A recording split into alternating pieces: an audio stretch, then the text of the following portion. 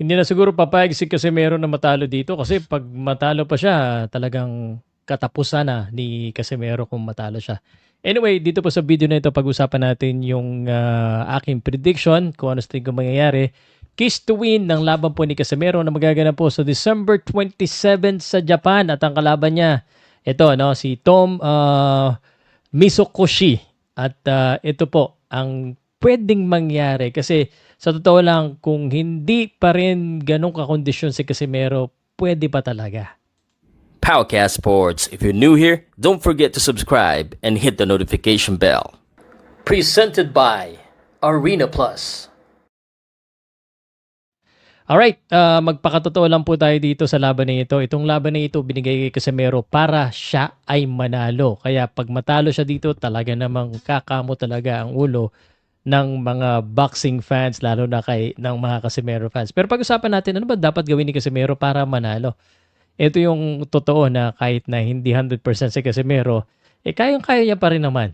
Ito, no? Kung yung Casimero na lumabang kay Kinusuke Kameda ay yung Casimero na lalaban ngayon, sa tingin ko kayang-kaya niya na. Kasi mas mataas po yung level ng Kinusuke Kameda kaysa dito. So, real talk lang po tayo. Tale of the tape, pag-usapan muna natin. Ang kalaban niya po, 11-5-2.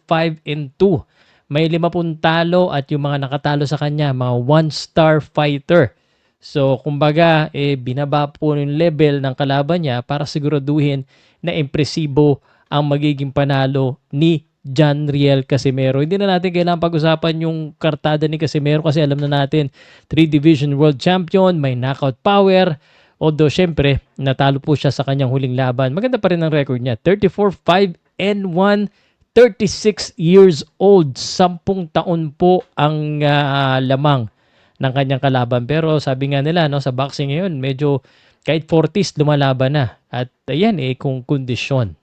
So, let's talk about the keys to win for each of the fighters. So, kay Casimero muna o kay Misokoshi? Kay Misokoshi muna tayo. Okay. Si Misokoshi, mas mahaba sa tingin ko, no? And he has some experience in the regional level, but unfortunately, he doesn't belong in there with Casimero. Casimero is just gonna, I think, dispose him sa totoo lang early. But what does he need to do in order to win this one? He needs to be smart. Don't brawl. And si Casimero, he doesn't excel pag tinatakbuhan. Nakita na natin yan sa mga ilang laban ni Casimero. So, i-expect natin na tatakbuhan ni Misokoshi itong si Casimero. So, dapat i-expect na rin ni Casimero yan. So, lateral movement, jab-jab lang, and just control the fight. So, ang gawin lang niya, i-exploit niya yung age at saka yung reach advantage niya and just use his footwork. Kailangan paabutin niya hanggang sa dulo. And he just need to defend himself. He doesn't need to hurt Casimero kasi matibay din niya si Casimero. So, in short, ang gagawin niya, parang ginawa ni Kinusuke Kameda or ginawa ni Rigundo, basta ang mahalaga, kailangan kondisyon yung kanyang panga kasi pag matamaan talaga ng solid yan, dihado. So, that's the keys to win para kay Misokoshi. Hindi ko lang alam kung kaya niyang gawin yan, pero yun lang ang paraan niya. Dahil pag makipagsabayan siya, alam mo na, talagang ibig sabihin, hindi siya nag-aral, hindi niya pinag-aralan si Casimero. Ibig sabihin, binigay niya yung laban kasi sino ba naman makipagsabayan sa isang kwadro alas, angas ng Pinas? Wala na talaga ngayon kasi kumbaga expose na yung strategy para talunin si Casimero. Which is, takbo-takbuhan mo lang. Lalo na sa Japan ang laban. Okay. Let's go ahead and talk about John Riel Casimero. John Riel Casimero, syempre aggressive and talagang pag matamahan ka, tapos ang laban na yon. At 36 years old, yung ring rust, posibleng nandoon pa ba? Sa tingin ko wala na kasi yung nakita na natin sa huling laban. So, ang importante dito, at least active siya. Magkasunod na hindi magkalayo yung laban. So, what does Casimero need to do?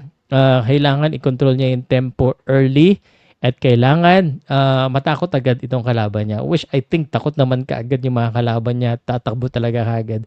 Kailangan yan lang, hindi lang basta-basta maging predictable sa pagpasok. So, he need to do some fakes kasi alam na susugod siya. So, easier said than done. Ang kailangan niyang gawin, ikat niya yung ring and try to fake itong si Misokoshi para matimingin niya yung haribas niya. So, kailangan niya i-trap. Again, trap and dalhin niya sa rope.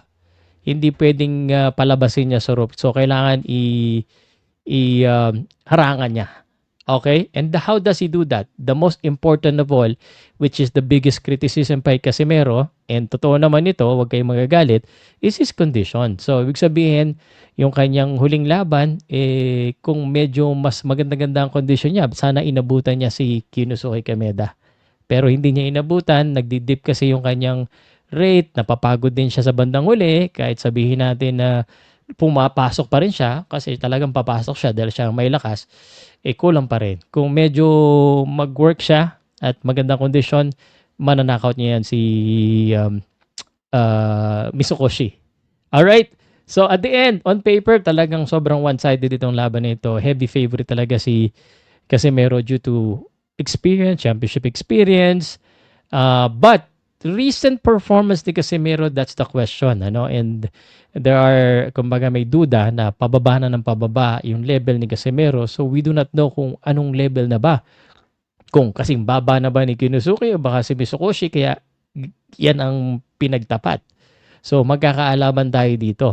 So again, hindi world class yung kalaban niya, hindi katulad ni Casimero. So ang aking prediction, makakatakbo ng mga ilang rounds itong si Misokoshi, pero mahuhuli to at mape-pressure to, mananakaut itong si Misokoshi. Siguro early to mid ang aking prediction. Kasi pag itong si Misokoshi ay nakasurvive at kahit hindi magaling, matibay pala, kondisyon pala ang panga, baka pwede pa maka-upset ng decision, which is yan ang ayaw natin mangyari. So tatandaan niya po, titingnan-tingnan niya po kung tinatablan si Misokoshi sa early rounds at kung hindi man, yun ang delikado. Kaya kung okay Casimero, nakagad, pokpok na kagad first round, gaya ng ginawa niya. Kung ginawa niya yung ginawa niya kay Kameda, I think mahuhuli niya to kasi yung level nito mas mababa dun sa nakalaban niya. So, ilagay nyo na. Sa tingin ko, sure ball na panalo na to. Walang sure ball sa boxing pero bawal talagang matalo. Ito yung talagang bawal kasi pag natalo pa siya dito, dalawang magkasunod na mas mababa level, ay iba na talaga magiging tingin sa kanya ng mga tao. But, ilista mo na. Kasi meron ba knockout ang aking prediction? Please, kasi meron knockout mo yan.